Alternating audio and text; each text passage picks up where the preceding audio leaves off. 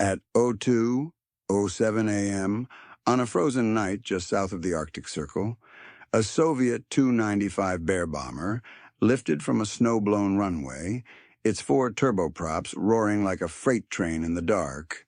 The mission was standard, a long-range patrol, no weapons hot, meant to project presence near the USSR's western frontier. A show of strength, not a threat. The crew had flown this corridor dozens of times, but on this night, one element was different. A silent deviation, barely noticeable at first, embedded in the flight computer's inertial navigation system. A 2-degree error. At altitude and speed, 2 degrees isn't a smudge, it's a sword stroke. Within 40 minutes, the bomber had drifted off course. Not wildly, not enough to sound internal alarms, but enough to cross a line no Soviet aircraft was ever meant to cross. The line of another sovereign nation, neutral, heavily monitored, a known red line. At 02:48, ground-based radar in the neighboring country registered a fast-approaching contact. Altitude 39,000 feet. Speed 520 knots. The trajectory didn't match any known commercial route. A scramble protocol was initiated. Interceptors were placed on alert. At 02:52, the radar returns flickered. The target wasn't just skimming the border, it was crossing it. Back in Soviet airspace, radar crews began noticing anomalies. One of their own aircraft was broadcasting from a sector it should never enter. Confusion broke out. Could the radar be malfunctioning? Could the transponder be spoofed, or worse? Had a NATO aircraft cloned a Soviet ID order shot upward? Commanders called Moscow. At 02:56, a colonel's voice broke into the command net. "That's our bomber." "What the hell is it doing there inside Moscow's Air Defense Coordination Center?" A silent war began between disbelief, assumption, and escalating protocols. No one could agree on what they were seeing. The Tu-95 wasn't responding to initial course correction signals. The radio lagged. The coded confirmations didn't arrive. In the worst-case scenario, this wasn't a navigational mistake. It was an incursion, one that could trigger retaliation, maybe even war. Interceptors on both sides closed in. SAM crews prepared for launch keys. Political backchannels buzzed with partial confirmations. And at the center of it all, in the quiet hum of the bomber's cockpit, the crew still believed they were flying a routine patrol, unaware that their fuel readouts, navigation readouts, and radar echoes no longer aligned with reality. Unaware that they were now a trigger point. Unaware that a war might begin not from orders, but from a single drifting pixel on a screen. Inside the Soviet Ministry of Defense, the briefing rooms were designed for certainty. Maps lined the walls. Red phone lines connected war rooms to missile silos. Doctrine manuals sat on polished wood shelves like Holy Scripture. But doctrine was built on assumptions, and on this night, every assumption began to crumble. The Soviet General Staff had long considered its strategic bomber force a realm of perfection. Tu-95s were piloted by elite crews, guided by robust inertial navigation system, and trained to operate without error across thousands of kilometers. Redundancy was gospel. Navigational drift was acknowledged only in simulations rare. Theoretical, quickly corrected. A mistake of this magnitude wasn't just unthinkable, it was forbidden. The underlying assumption Soviet bombers would never, under any condition, cross a foreign border by accident. So when the Tu-95 signal appeared outside of Soviet-controlled airspace, the first reaction wasn't panic, it was disbelief. Commanders suspected spoofing, perhaps an American signal deception attempt. Soviet radar stations on the frontier had reported strange inconsistencies in echo strength. Was this a NATO stealth aircraft emulating a bear to test airspace response. This theory persisted for several minutes. After all, why would a bomber suddenly veer 200 kilometers off course without alerting command? The aircraft had reportedly checked in with mission control an hour before. No mechanical fault had been reported. No weather anomalies existed. The skies were cold, calm, and quiet. Yet the blip on the screen moved with the exact rhythm of a Soviet turboprop. Analysts began playing back satellite telemetry. Signals matched. Identification codes checked out. Still, General Aksionov, head of Strategic Aviation Oversight, refused to accept the simplest explanation. If that is our aircraft, he snapped to a junior officer, then we have failed at more than navigation, we failed at thought. It wasn't just a bomber drifting over a red line. It was the collapse of a system built on control, precision, and predictable behavior. The mere idea that a Soviet aircraft could, by accident, violate another state's sovereignty while fully loaded with surveillance gear was not a tactical error. It was a strategic heresy. In the control rooms, analysts scrambled to create new maps, redrawing expected paths, trying to triangulate where the bomber would go next if it wasn't stopped. The margin of error widened. Every kilometer forward risked escalation, and still, no response from the bomber, no correction, no return. The room where the plans had been written was now the room where they were falling apart. Soviet air doctrine was built for war, but not for uncertainty. Every bomber mission followed a strict algorithm, charted corridors, fixed waypoints, rigid communication schedules. These flight corridors weren't just routes, they were declarations of control.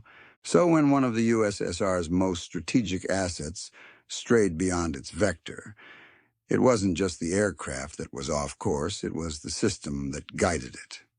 Soviet military theory had no tolerance for ambiguity in the skies. According to doctrine, any airborne object operating outside of its assigned corridor, without immediate justification, was treated as either compromised or hostile. But the Tu-95 wasn't behaving like an enemy craft. It wasn't evading radar. It wasn't jamming signals. It wasn't running silent. It was just flying. Straight, steady, unaware. Commanders reached for the doctrine and found nothing but blank space, because the system had never accounted for this. An aircraft with friendly transponder codes, a known mission profile, broadcasting routine signals flying directly into a political minefield. It was supposed to be impossible. Yet it was happening in real time. At Aero 3, Aero 4 orders went out to auxiliary air defense sectors, update targeting protocols, but do not engage unless specifically ordered. That clause, unless ordered, wasn't standard. It was improvised, a bandage over a doctrine unfit for contradiction. Back at the long-range aviation headquarters, staff officers argued over protocol should the bomber be recalled immediately. Should a fighter escort be dispatched? Should the incident be reported up to the Politburo? Every option led to risk. Recalling the aircraft too soon would reveal to foreign radars that something was wrong. Dispatching an escort might provoke engagement from border defense systems. Reporting the mistake might trigger political panic, or worse, a misinterpretation of intent. And then there was the worst-case scenario. If the foreign state misread the signal as an intrusion, it could fire. And if that happened, would the USSR respond? There was no doctrine for this. The Soviet system was engineered for clarity, friend or foe, peace or war. What it was facing now, a friendly incursion, born of human error, was a crack in the armor that revealed something terrifying. Not that the West was stronger, but that the Soviet machine could be undone by its own certainty. At 0311, the impossible happened. the Tu-95 bomber, still unaware of its error, crossed from neutral airspace into the territory of a neighboring nation, one with whom the USSR maintained a brittle diplomatic détente. In the language of geopolitics, it was a clean violation. In the language of the Cold War, it was a spark. The foreign radar system had been tracking the contact for 15 minutes, but the moment the bomber breached the internal air defense boundary, its status was upgraded to emergency classification. The target was now treated as a possible first strike asset. Within 90 seconds, interceptors were scrambled. These weren't slow-reacting patrol units. These were armed fighters on quick reaction alert, capable of reaching the bomber's altitude within minutes.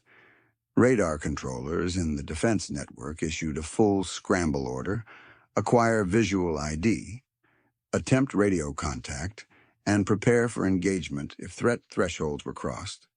The Soviet aircraft, moving in a calm straight line at cruising altitude, made no evasive maneuvers. It wasn't running, it wasn't aware, and that made it more dangerous. Inside the interceptor cockpit, the pilot's voice crackled over the secure channel. Visual acquired. Bear-type bomber, no weapons visible, no maneuvering, on the ground. The tension was crushing. Missile crews tracked the engagement. Intelligence analysts worked double time to confirm Soviet flight plans. Was this a provocation, a rogue actor, a decoy? But what they couldn't confirm was the truth, because the truth was invisible to their systems. Back in Soviet airspace, confusion turned to alarm. A second radar station confirmed that the bomber had now crossed two critical boundaries, both delineated in treaty discussions as red zones. If the aircraft ventured further, it would fly over military installations. That alone was a cause for immediate response. At 03:18, the final buffer zone was breached. The interceptors moved into formation, flanking the bomber cockpit to cockpit. The pilots peered through their visors and saw the Soviet crew inside. Calm, focused, oblivious. Radio contact was attempted on multiple frequencies. No response. From the ground, two separate command posts began drafting engagement orders. Fighters were authorized to fire if the bomber changed heading toward strategic targets. And for 76 seconds, war teetered on a blade. Then, finally movement. The bomber shifted gently westward, a minor course correction. Unremarkable to the pilots, but monumental to the world watching it. The shift took it away from the restricted zone. It had narrowly avoided becoming the first aircraft downed in what could have been the last war. Back in Moscow, the secure line buzzed with crosstalk, but no one had answers. The bomber was off course, dangerously so. Multiple radar reports confirmed the violation. Interceptors had acquired visual contact. Foreign communications were lighting up. Yet inside the General Staff's war room, disbelief paralyzed decision-making. "This must be a mistake," muttered General Zotov, head of aerospace surveillance. "Our systems don't just drift." Analysts flooded the room with data course charts, altitude maps, time-stamped radar pings, but none of it could reconcile with the conviction that Soviet technology was too disciplined, too precise to fail this completely. One theory floated: the foreign interceptors had misidentified the aircraft. Perhaps it was an American RC-135 dressed to mimic Soviet signals. Another officer countered the transponder matches were exact. The bomber was broadcasting Soviet IFF codes, the ones assigned to that exact flight ID. This wasn't a decoy. It was theirs. Still, Moscow hesitated. Not because they didn't have the information, but because they couldn't accept what that information meant. If a Soviet Tu-95 had truly penetrated a neutral country's airspace, it wasn't just a violation of sovereignty, it was an act of war. Unintentional or not, It could trigger retaliation, political fallout, even an emergency session of the United Nations. The stakes were too high, the leadership wanted deniability, so they delayed. At Oro 3, 26 orders were issued not to recall the aircraft, but to monitor and verify. Commanders were instructed to not contact the bomber crew until further confirmation. No admissions, no acknowledgments. Moscow's top priority was narrative control, not immediate de-escalation. Meanwhile, within the Kremlin's deeper corridors, a more chilling discussion began. What if this wasn't a mistake? What if the bomber's navigation had been hijacked? Was there a new NATO cyber technique in play? Could the Americans have subtly rerouted the aircraft using spoofed signals, hoping to provoke a Soviet overreaction? Paranoia began to eclipse logic. It was easier to believe in an enemy deception than to confront the reality of internal failure. That mindset, a refusal to acknowledge fallibility, was the Soviet system's silent weakness. The command structure was so hierarchical, so allergic to visible error, that admitting a mechanical flaw in a frontline strategic platform wasn't just embarrassing, it was ideologically destabilizing. So they chose stasis. And while Moscow froze in disbelief, the world outside was already reacting. Foreign governments filed inquiries. NATO radar networks were put on elevated alert. Intelligence briefings circulated in Washington and London with the phrase potential Soviet overflight violation status unresolved. What Moscow refused to accept, others already knew. And the moment to act was slipping away. As panic simmered beneath polished silence in Moscow, Soviet intelligence drafted its first theory. This wasn't a mistake. It was a Western provocation. At 0339, a report from the First Directorate of the KGB landed on the defense minister's desk. Its assessment, a NATO deception operation. The conclusion, dressed in technical jargon and political undertones, stated high probability of foreign actor using falsified transponder and radar signature to emulate a Soviet bomber. The logic was simple, too simple.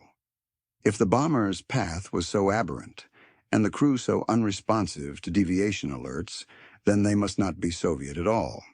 The Americans had developed radar cross-section spoofing, after all.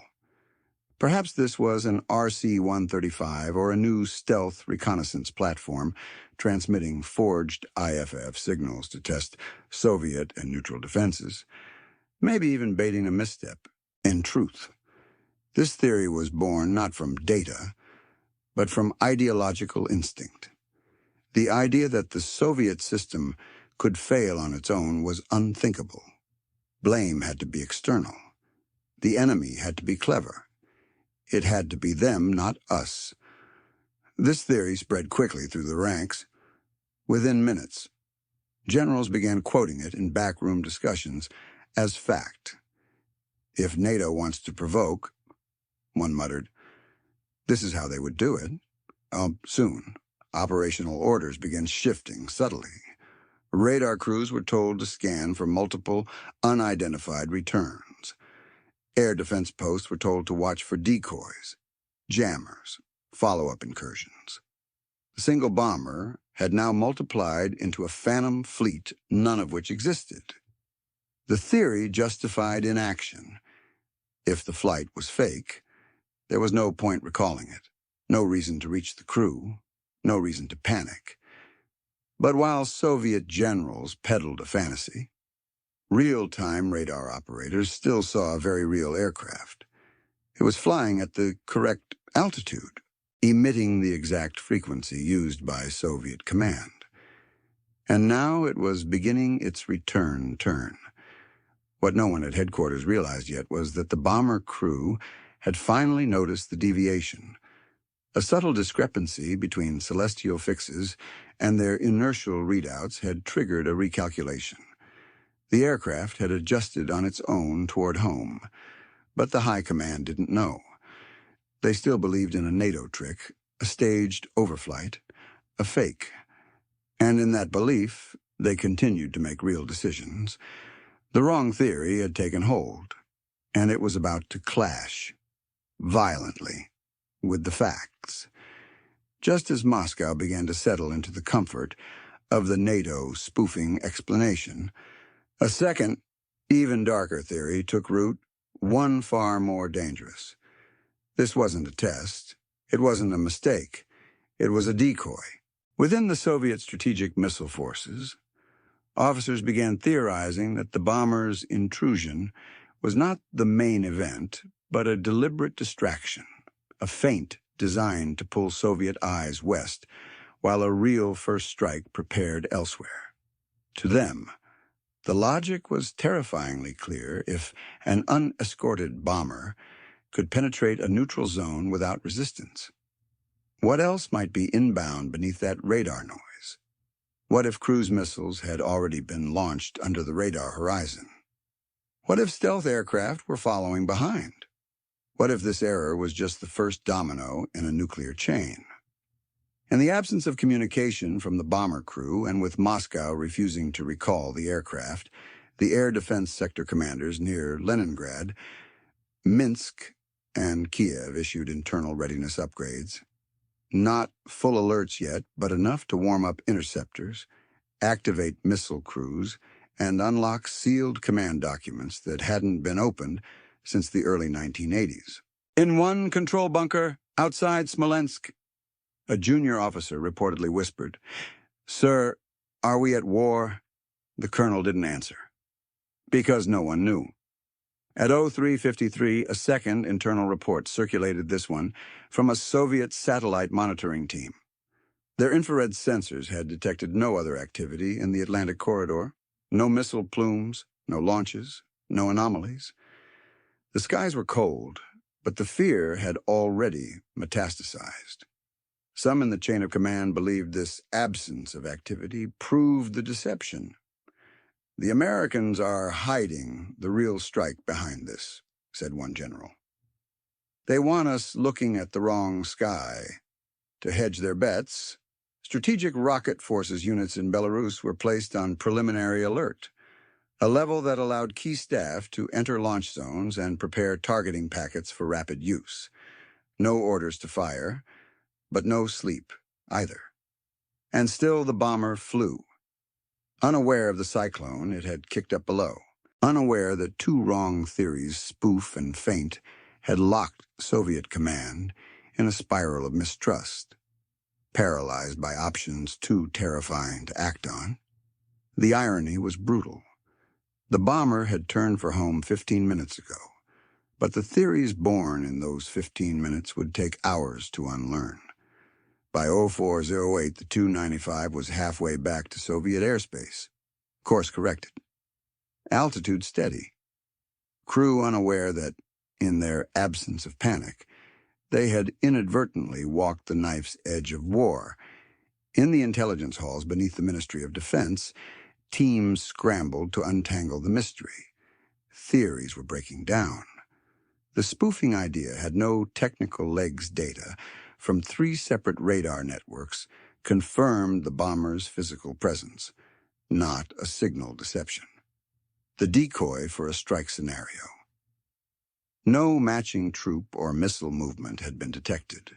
Space-based sensors showed no high-energy signatures, no mass radio silence, just one bomber, flying wrong, and now flying right.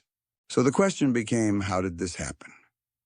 It was a low-ranking analyst named Sidorov, stationed in the satellite navigation data section, who first spotted the root cause.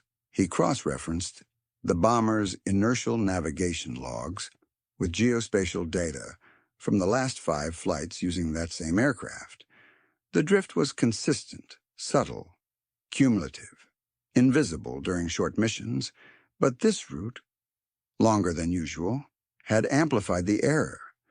The culprit, an unpatched inertial guidance system, which hadn't been recalibrated during its last scheduled maintenance.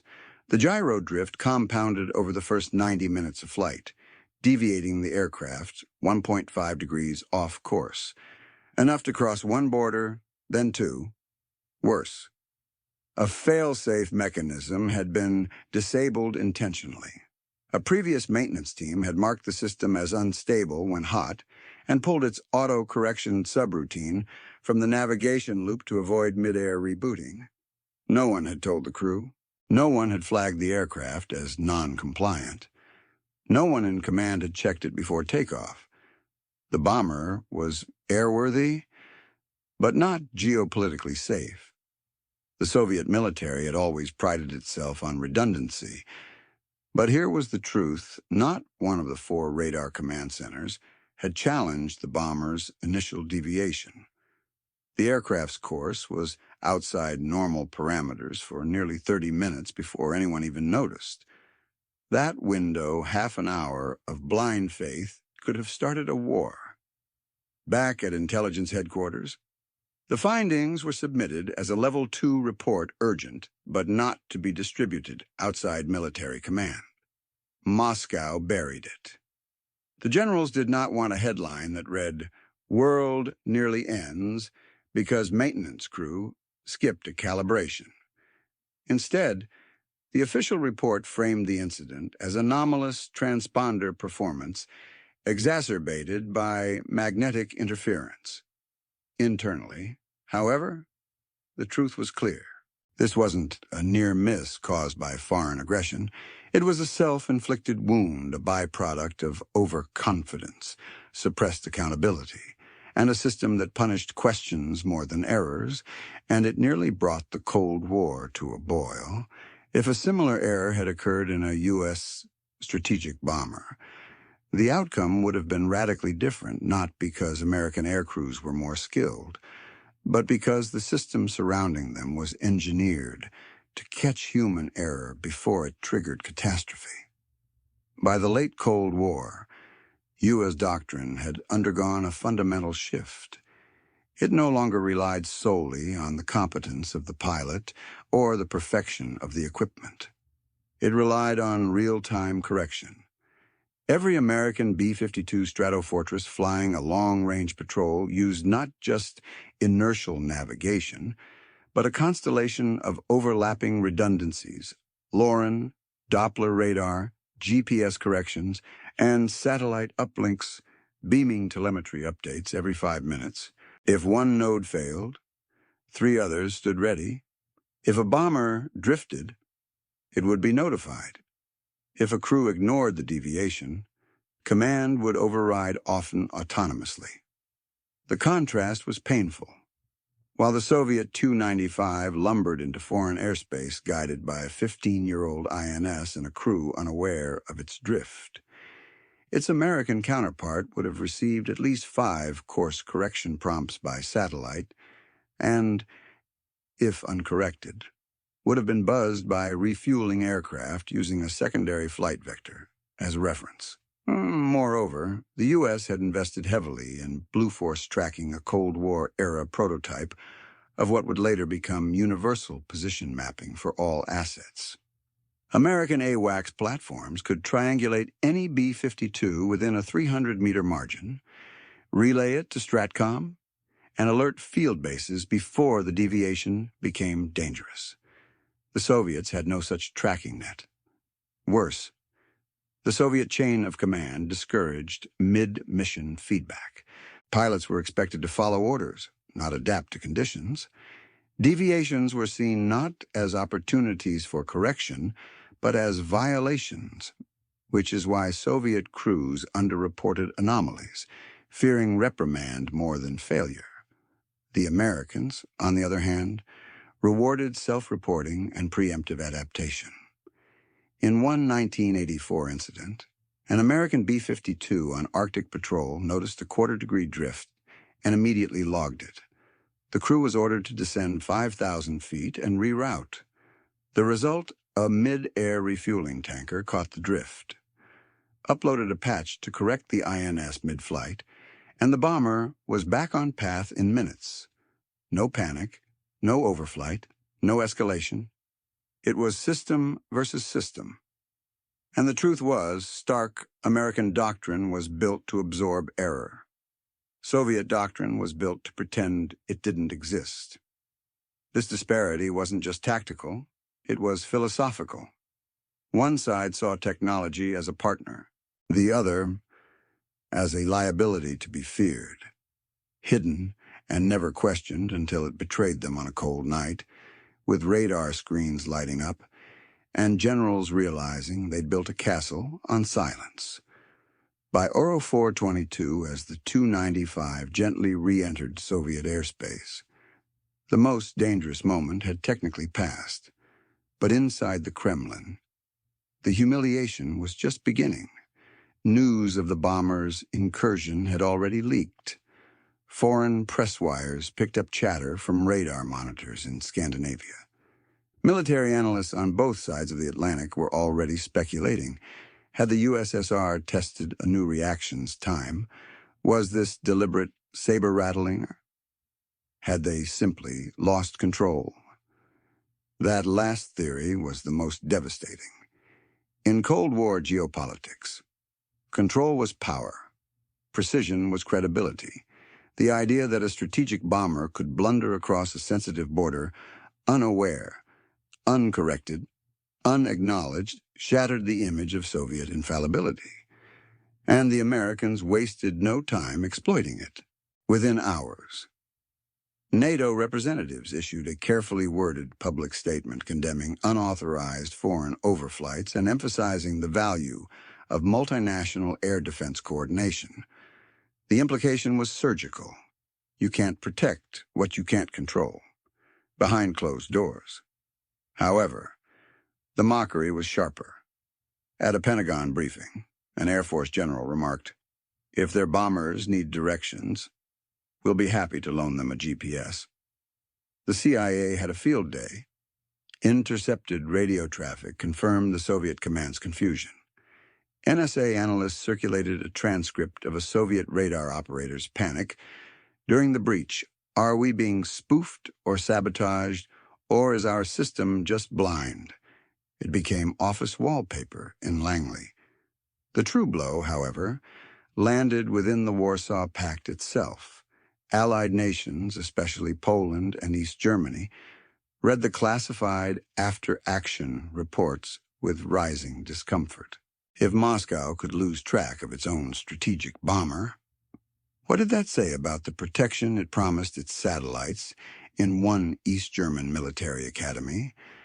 An instructor quietly changed his lecture on Soviet integrated air defense superiority. He replaced the phrase comprehensive coverage with assumed coverage. That edit said everything. Even within the USSR, the embarrassment echoed. A classified internal review by the Air Defense Forces concluded that protocol assumptions exceeded actual system reliability. That sentence, sanitized, bureaucratic, was as close to an admission of failure as the Soviet military ever allowed. But the bomber incident couldn't be hidden. Not fully. The foreign nation whose airspace had been violated issued a formal protest. The Soviet ambassador was summoned. Apologies were exchanged. Moscow claimed the aircraft had encountered unexpected navigational interference, a phrase so vague it only deepened suspicion. No one believed it was intentional, but that didn't make it better. In the Cold War, a mistake wasn't just an error, it was a window into weakness. And weakness, once exposed, never vanished. The USSR had suffered something worse than a shoot-down. It had lost face. In the months following the bomber incident, the Soviet military began quietly rewriting internal doctrines, not because of Western pressure, but because the event had exposed something foundational, a disconnect between the system's image and its reality. The Tu-95 overflight had been the symptom. The disease was inflexibility. Commanders realized that their prized systems, built on layers of compartmentalization, fear of failure, and rigid obedience, had no ability to self-correct. When things went wrong, the system didn't adapt. It froze, panicked, or fabricated explanations. In contrast, American doctrine proved itself not in how it avoided errors, but in how it recovered from them. The ability to absorb failure without tipping into escalation was, ironically, what made it stronger. And this shattered a long-standing Soviet belief that centralized control guaranteed stability. It didn't. It created brittleness. That brittleness had nearly triggered a crisis internally. The Soviet Strategic Aviation Command initiated over a dozen silent reforms. These included upgrading flight computers across the bomber fleet, reintroducing maintenance failsafes, and mandating cross-checks with orbital navigation data. Measures they had resisted for years, deeming them unnecessary in a disciplined force. But perhaps more telling was the shift in war games, where earlier simulations had treated deviations as rare anomalies. New protocols introduced error injection simulations where navigation, communication, or identification systems failed mid-mission. Crews were now tested on what to do not just when the enemy acted, but when their own systems lied to them. It was a quiet revolution, yet ideology lagged behind. The party did not permit the incident to be referenced in open military journals. No public acknowledgement, no medals for the crews who prevented escalation. In the official record, the event didn't happen, but the silence spoke volumes. Strategists across the Warsaw Pact took notice. The incident, though buried, circulated among senior planners. It became shorthand for a larger truth. The Soviet war machine wasn't broken, but it was blind to its cracks. And when those cracks widened, there would be no warning. The bomber's accidental intrusion had lasted less than an hour, but its aftershocks rippled for years. And in those ripples, the illusion of invincibility began to erode from doctrine, from planning, and eventually from belief.